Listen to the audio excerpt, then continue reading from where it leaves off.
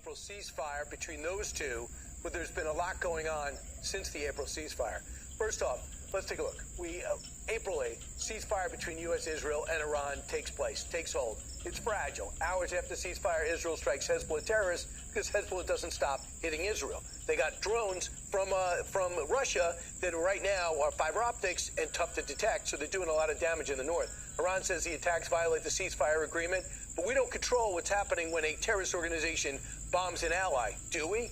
Meanwhile, in May, this is a heck of a ceasefire. As you see, it's a slow build. Iran attacks the UAE. Why? Because they're there. Iran attacks merchant ships and transiting the Strait of Hormuz. Why? Because they suddenly think they control the strait, although it's international waters. The U.S. strikes back. Now watch things ratchet up. Becomes June. We have Iran saying they suspended peace talks. Why? Because they can't get their act together. They got the extremists and they got the so-called moderates who are also extremists, but not as extreme as the one amongst them.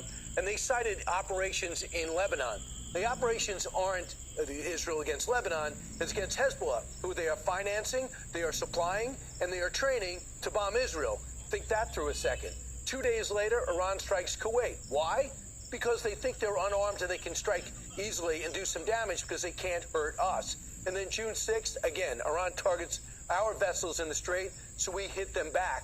Iran targets Bahrain and Kuwait because they can't do any damage to us. They get frustrated and they want the Gulf states to begin to turn on us, so they start bombing them and they get nervous because they're not necessarily strong armies. They do have strong defense, but not against, let's say, drone swarms. And then the next day, Hezbollah fires missiles against Israel because they didn't sign on to the peace deal, even though they called the president and said they would.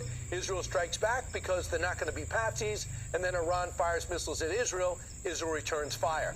That's where we're at right now. Now let's discuss it with KT McFarland.